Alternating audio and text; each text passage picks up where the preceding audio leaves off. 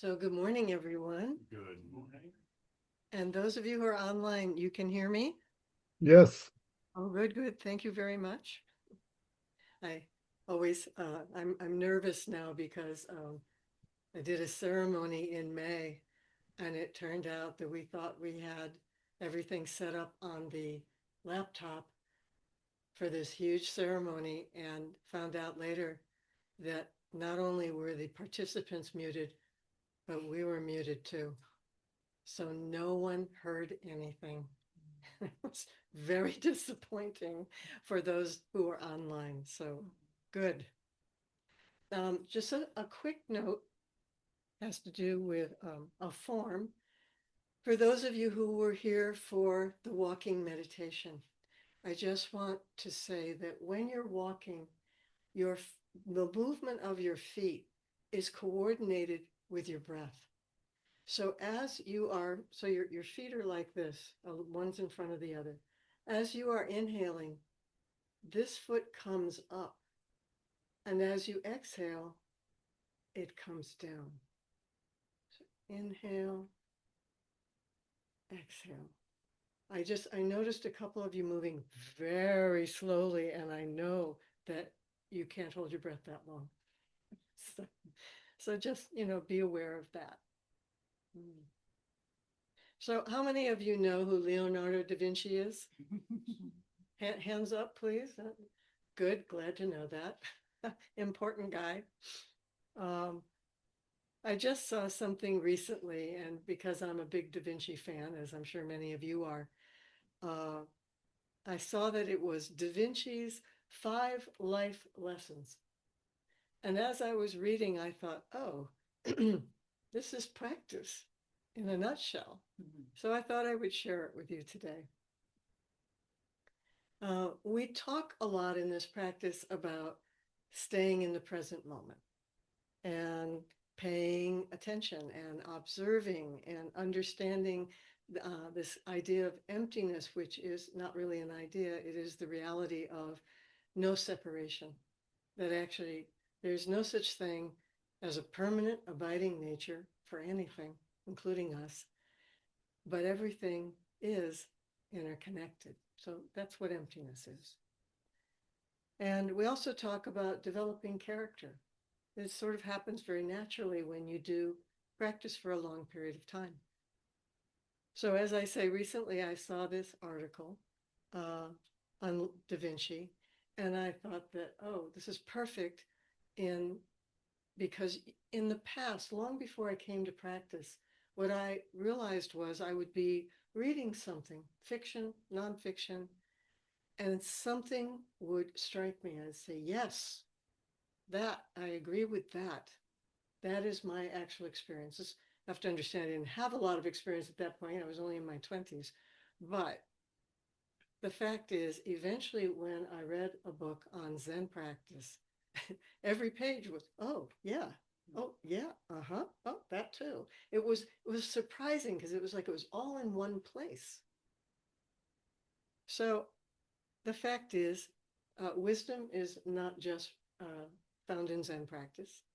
It is found everywhere and all around you. So this was Da Vinci's take in the 1500s. The first one, never stop learning. Mm.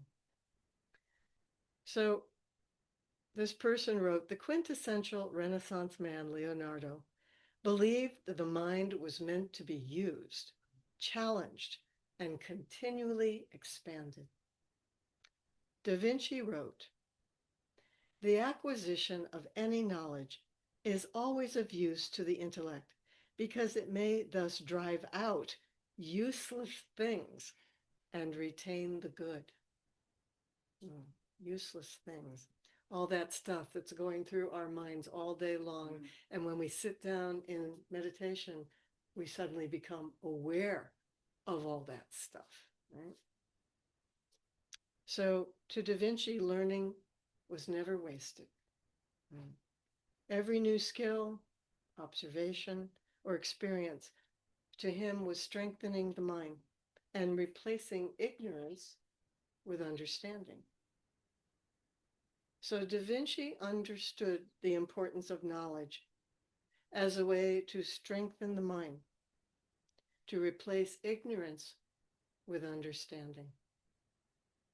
So we talk about the three poisons in Zen practice: thirsting desire, I want what I want; aversion, I don't want what I don't want; and then we either say ignorance or delusion.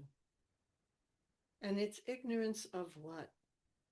It is ignorance of our complete connection to everything. Because when you look around in the room right now, it appears that there are all these separate people.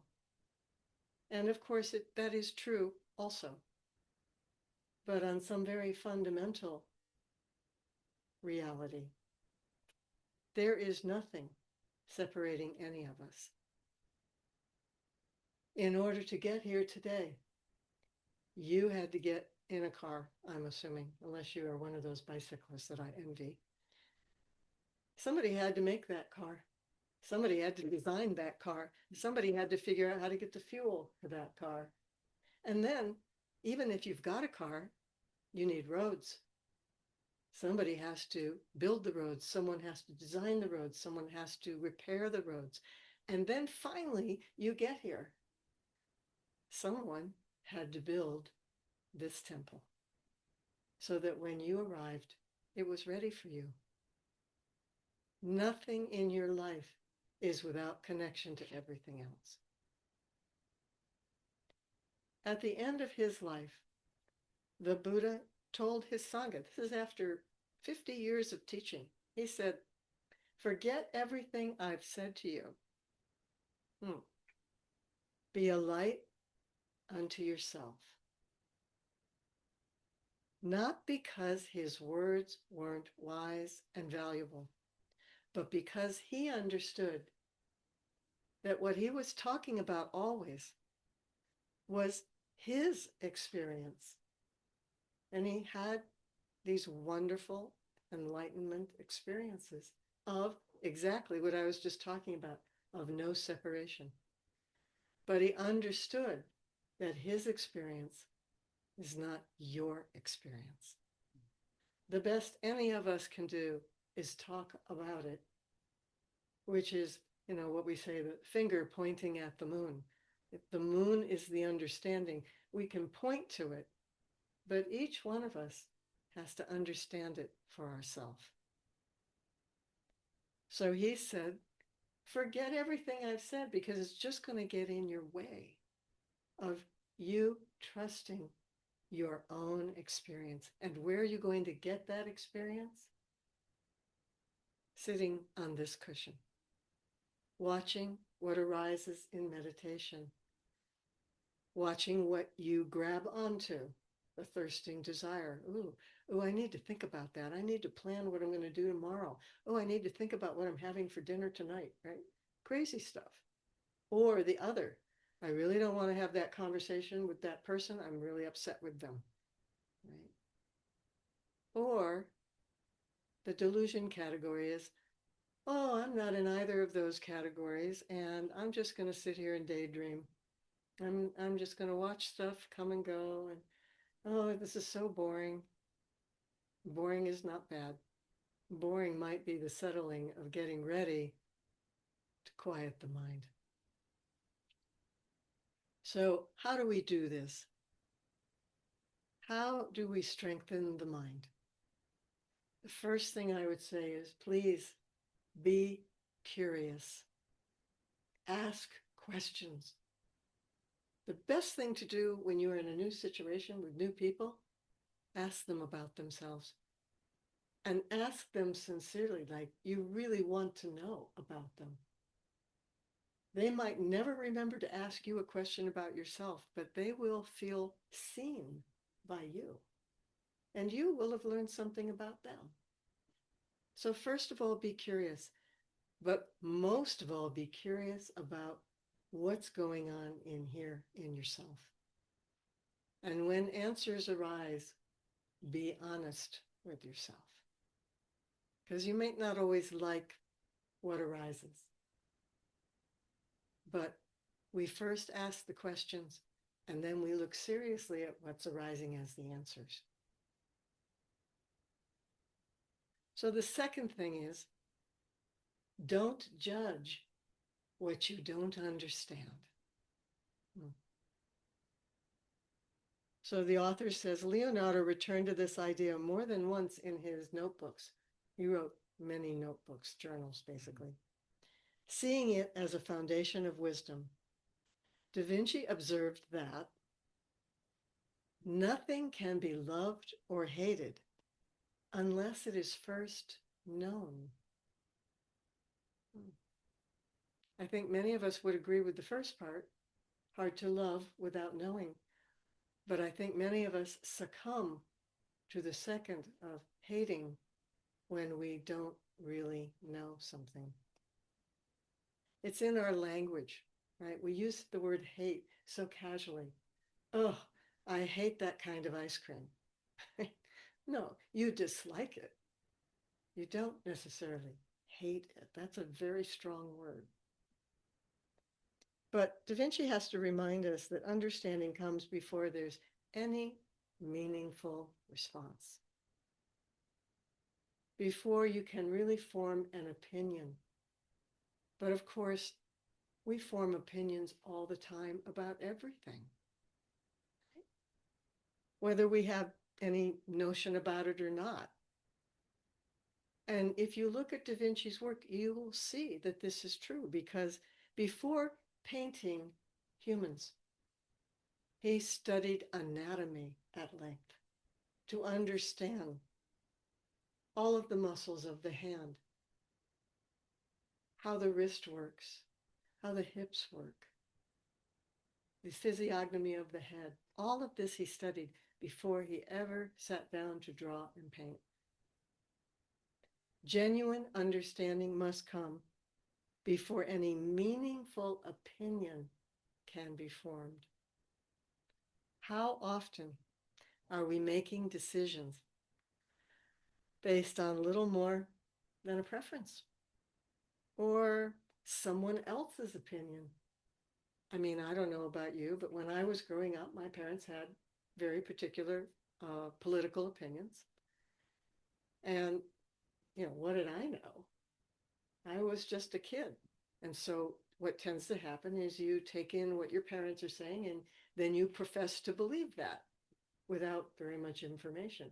It took years of educating myself once I left home to decide what I believed and what my experience was. That didn't mean that my parents' ideas or opinions were not valid, but they were valid for them.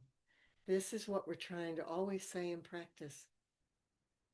It doesn't matter. You can listen to hundreds of Dharma talks, read 1,000 Dharma books, and you can agree with them. You can say, oh, yes, yes, as I said at the beginning. But until you sit down and have this experience for yourself of, yes, it's not really true. You don't actually know. So there's a really famous poem called the Shin Shin Ming. And it starts right away. It doesn't beat around the bush at all. It says, the great way is not difficult for those who have no preferences. How many of you have no preferences? Me too. Lots of preferences. Okay. So he makes it sound so simple. Oh, there's no problem. Just don't have any preferences. Well, of course you have preferences. One of your preferences is you wanted to be here today rather than someplace else. And that was a good preference. Thank you very much. But he goes on. When love and hate are both absent, everything becomes clear and undisguised. This poem predates Da Vinci, and they came to the same conclusion. The Shin Shin Ming says, make the smallest distinction, and heaven and earth are set infinitely apart. As soon as I have an opinion about something, I have concretized it. That is how I feel. You know, I'm not fond of wearing glasses, but I have 3 different glasses I have to wear. As soon as I say to myself, I don't like wearing glasses, I'm going to suffer because I have to wear them. Right now, I wrote my lecture in 12-point type, which makes it possible not to use my glasses. But when I go back to my old paperbacks of Dickens or Tolstoy, those paperbacks are written in 8-point type. It's very hard to read. So when you make these distinctions all the time, I like this, I don't like that, I hate this, I love that, you are inevitably going to suffer, right? Because now you've made a line. As some people say, I've drawn a line in the sand, and this is how I feel, and to heck with how you feel. And so now we find ourselves a nation. I saw a wonderful opinion title in the New York Times the other day. If this country were a marriage, we would be headed for divorce. We have drawn this line. There's your idea and there's my idea, and they never cross over. That is not going to work in the long run.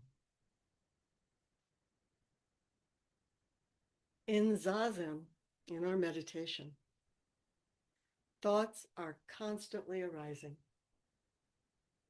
Even, I've been doing this practice over 40 years, more than 40. And when I'm sitting, thoughts are still arising.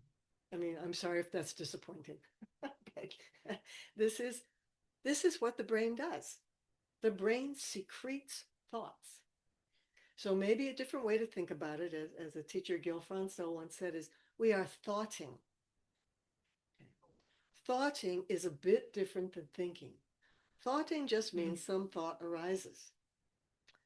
Thinking is when I say, ooh, I like that thought, and we grab a hold of it. Or, oh, I don't like that thought, but we grab a hold of it too.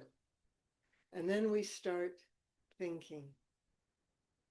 So there's a very famous phrase by Zen Master Dogen. Think of not thinking. Not thinking?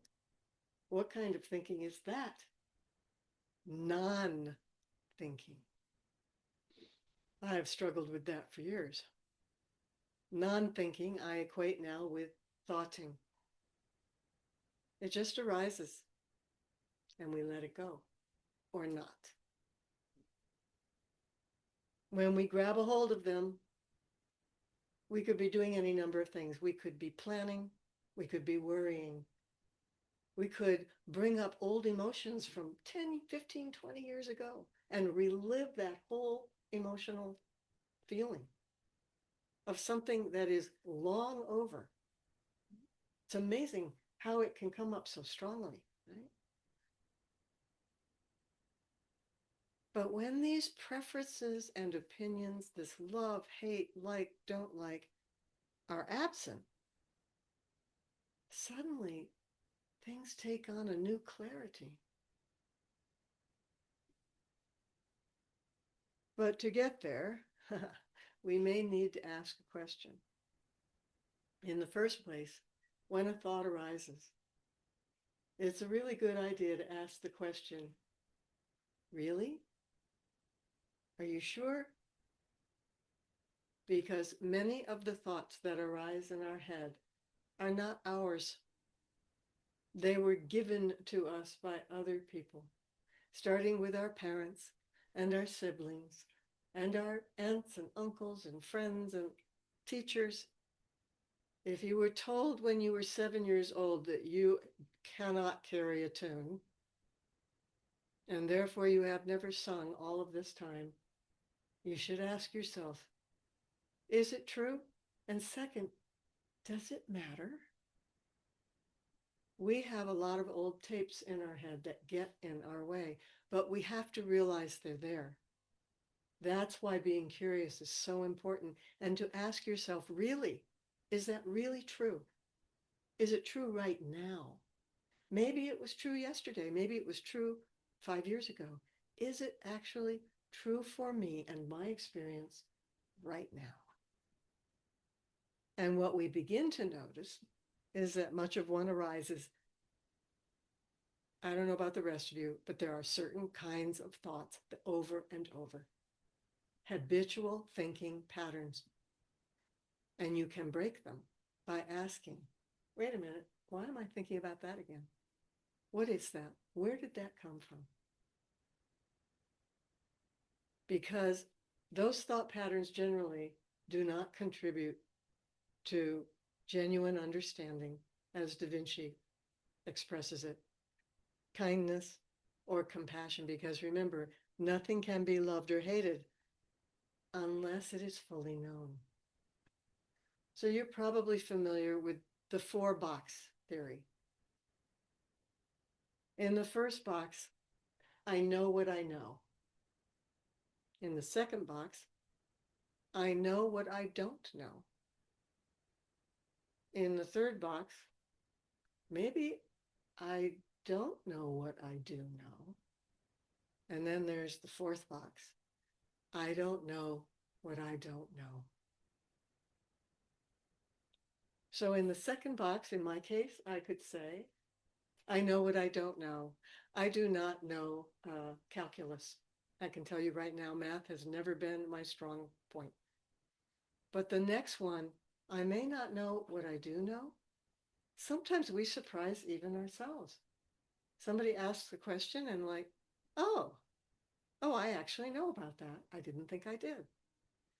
But it is the fourth box that always gets us into trouble. We don't know what we don't know. Especially if you go to another country, this becomes eminently clear because you cause all kinds of faux pas because their cultural norms are so different than yours.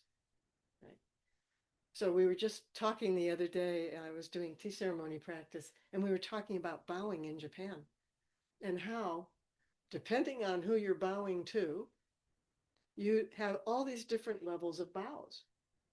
Also, depending on who you're talking to, and especially if you're a woman, there are different forms of address and actually almost a different language.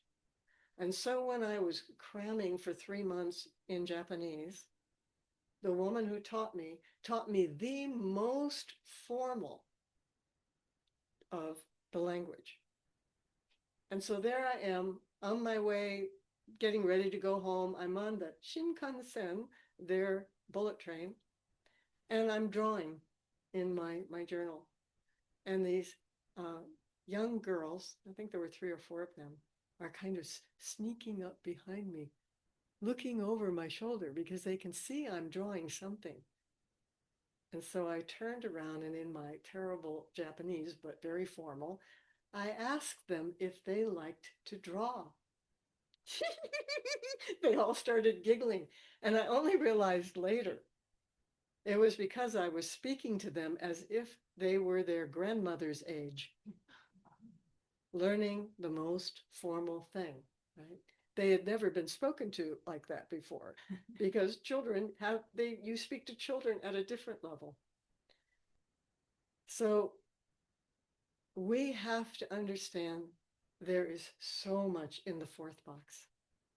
And that allows us also to be more compassionate when someone does something that we think, well, how come you didn't know that? Well, maybe they didn't. So the third thing that Da Vinci said was, live each day with purpose. I love this. He understood that the value of life is found not in the number of years, but in how meaningfully we use the time that is given us. When my father died at 73, and I was at the memorial, all of his friends came up and, oh, he died too young. But 2 weeks before that, one of my students from school, who had just turned 15, died from cystic fibrosis.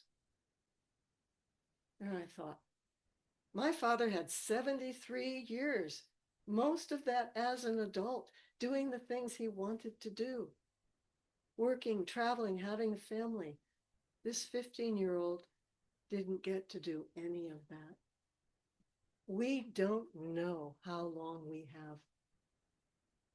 We think we've got ages. We're hoping that we're going to be one of those people that lives a long, long time.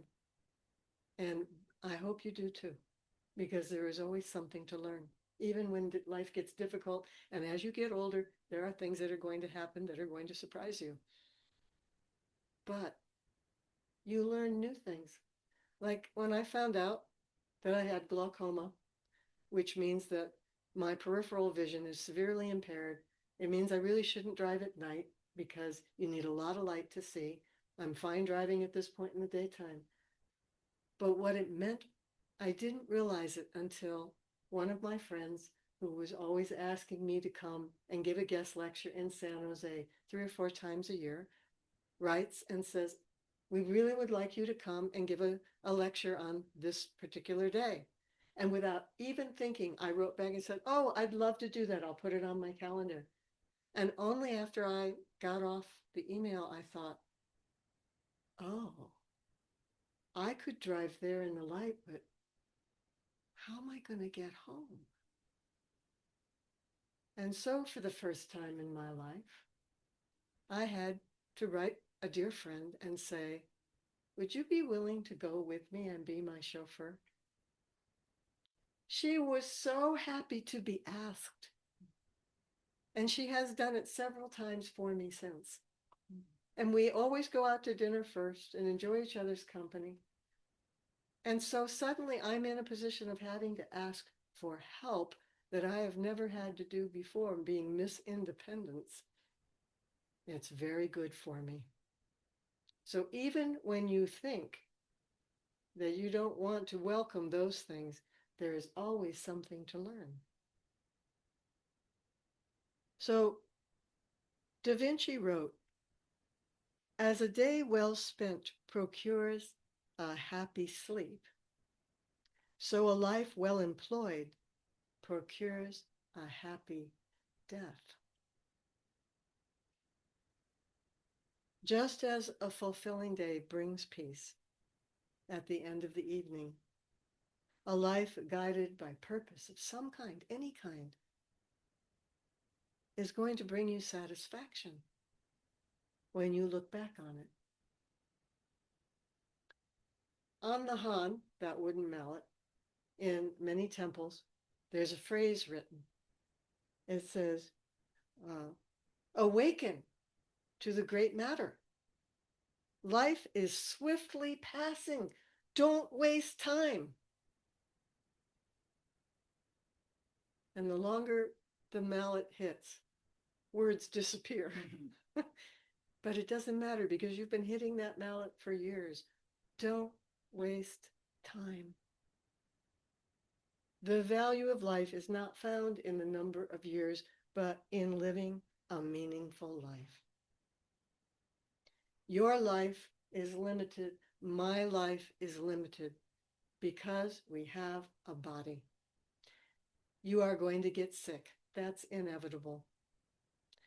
Hopefully you are going to grow old, but that is not inevitable. And then someday you are going to die. And everyone else in your life is also going to be dying. And as you get to be my age, more and more people are getting very ill and dying.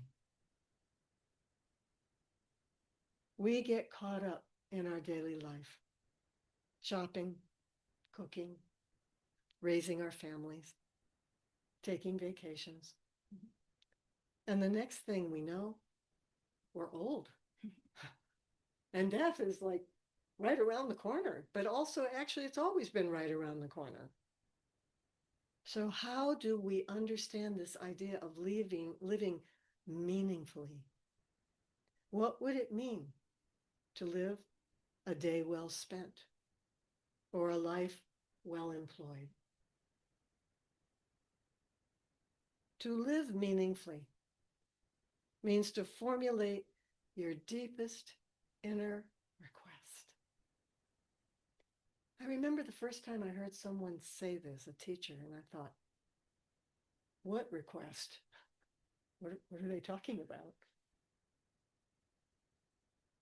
This is your most fundamental question. Somewhere deep down inside of you, there is a question. I finally formulated to myself that the question was, how could I live a life that matters? And then, of course, you have to pull that apart. What do we mean by matters? And each of you is going to be able to formulate this in your own way. But realizing what that question is going to give your life purpose right there. What is the thing that you most want to know?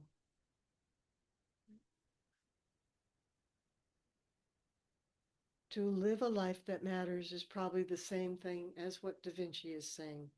A day well spent, a life well employed. Because our inmost request is about our hope, our desire that at the end of the day, when we are dying, that we have done something useful in our life, that we are loved, and that we love. You're not going to be caring about your bank account or the amount of land you own. You are not going to be worried about whether you are famous or whether you have a lot of followers on TikTok. No. You're going to be wanting whoever is standing next to your bed at that point, telling you how much they love you and how much you matter to them.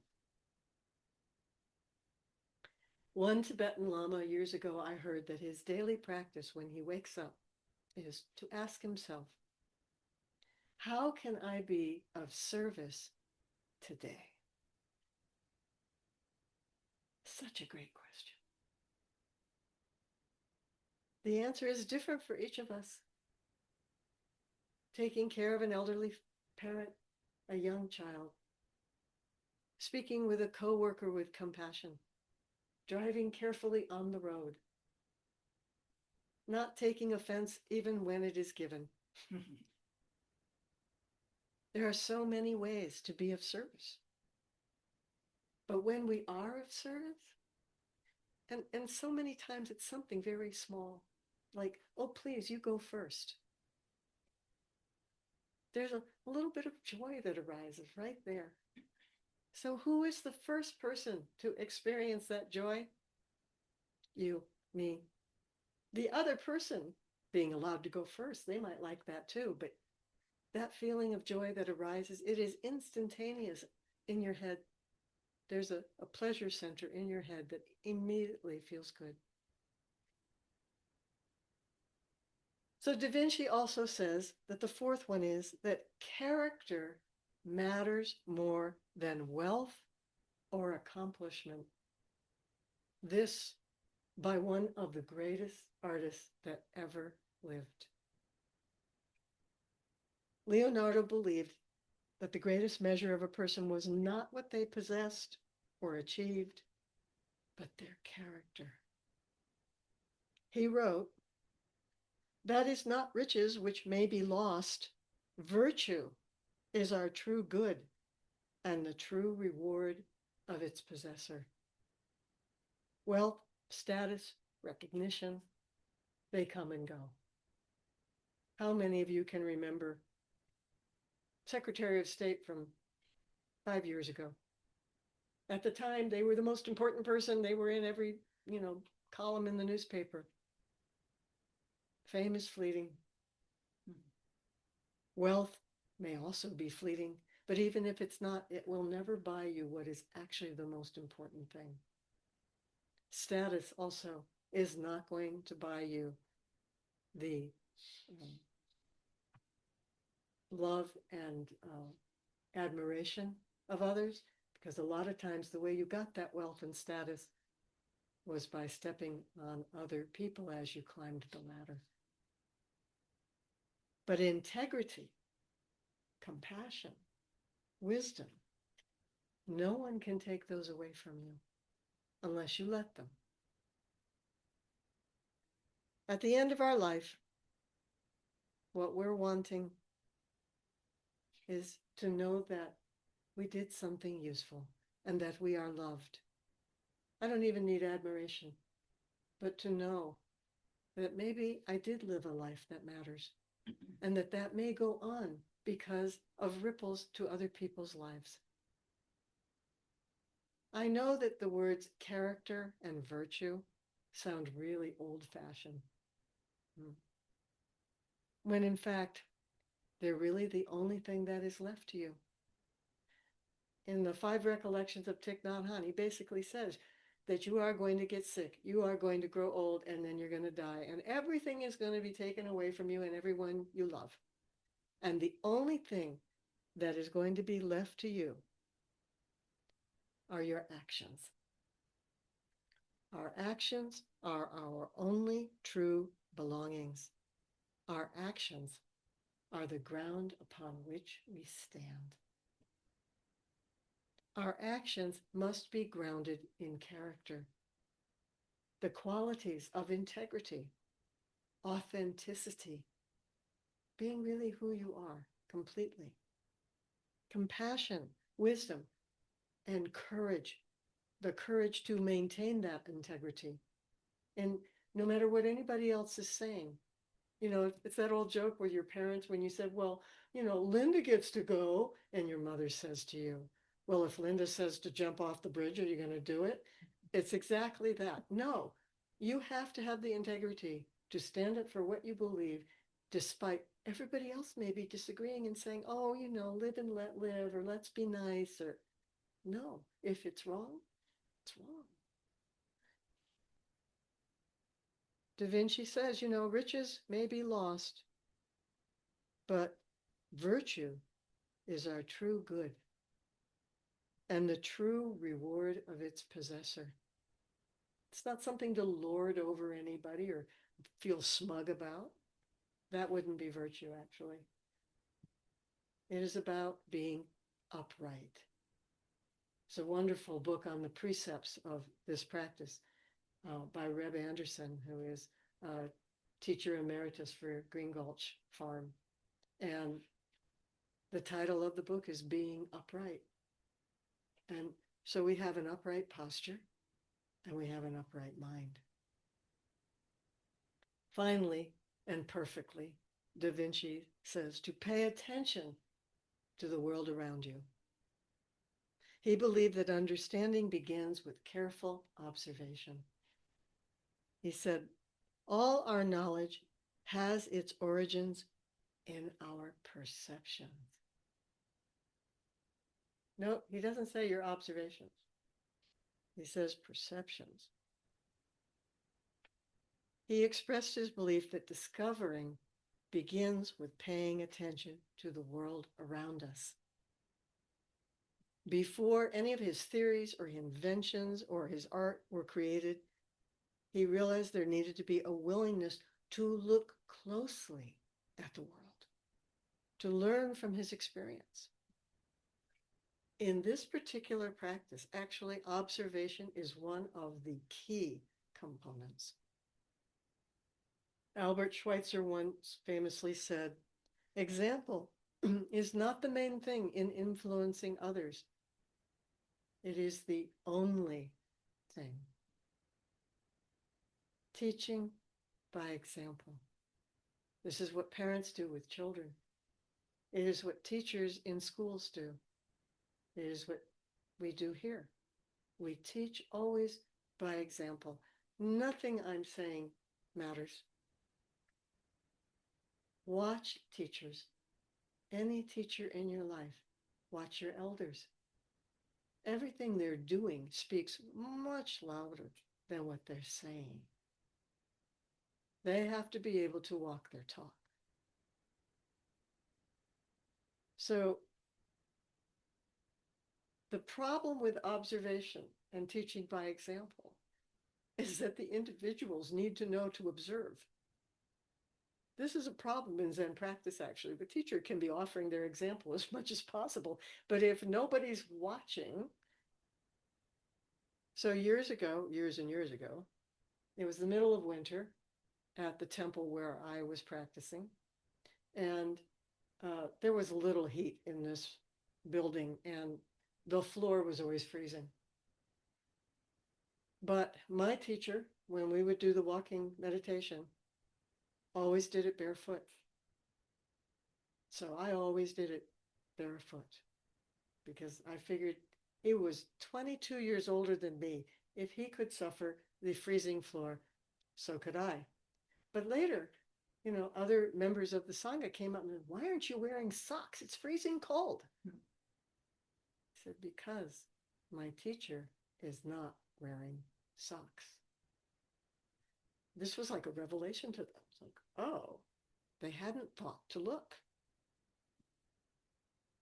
All our knowledge has its origins in our perceptions.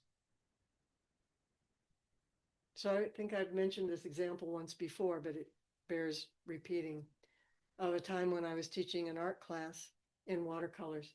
And the first thing that we had to do was a little sketch.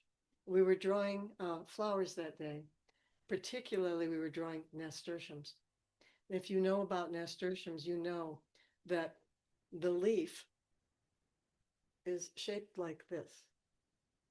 The stem comes here and creates a little round circle where it comes into the leaf.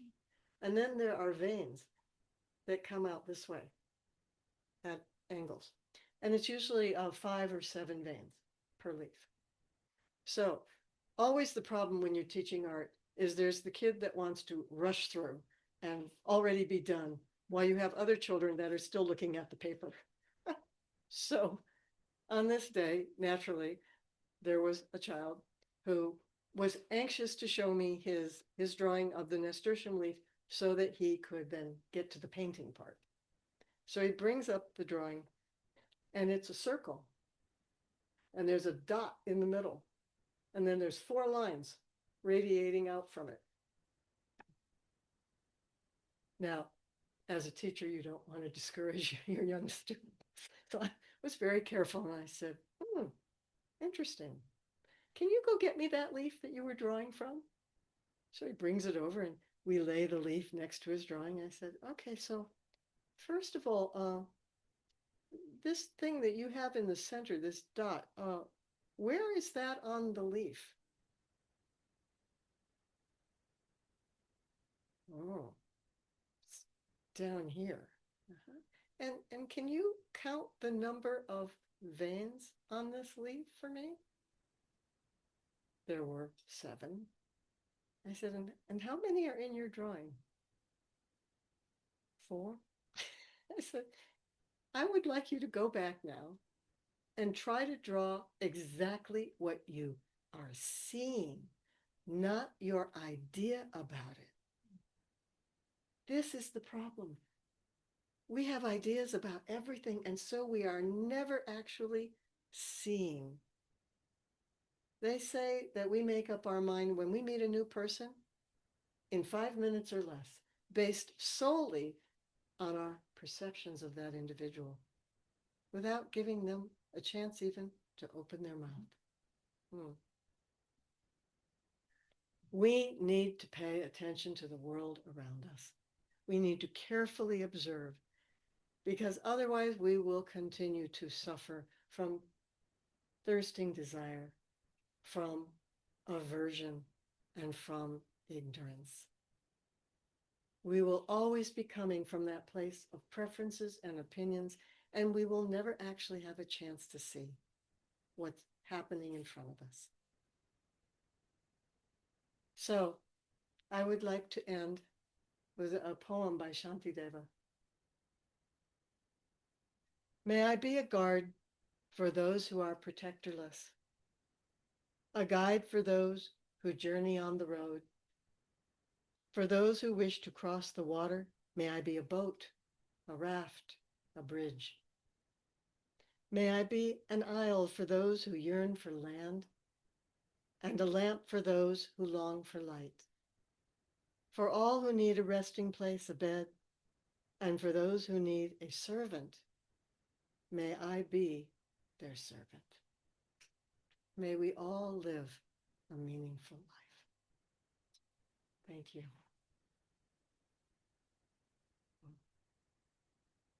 So as usual, I think I've gone over my time limit. 2 minutes. 2 minutes, yes. So I think what I'm going to do is I'm going to skip the questions. I'm going to be up in the room. If you have questions, you can ask me there. I'm happy to talk to you. The most important thing is ask yourself your inmost, deepest question. Figure out what it is.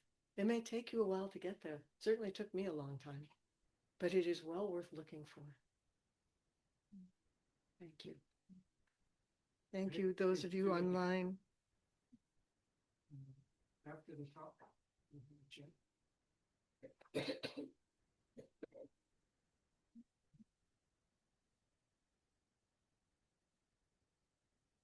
May our intentions equally every being at peace with the true merit of Buddha's way.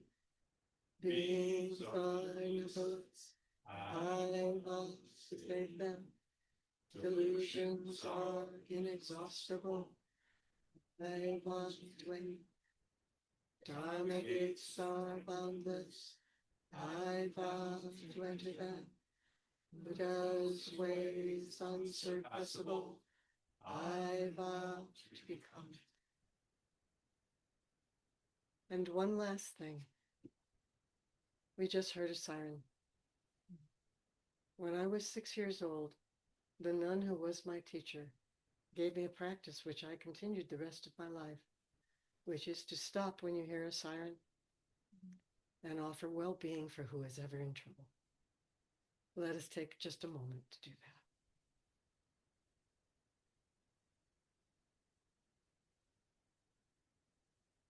that. Thank you.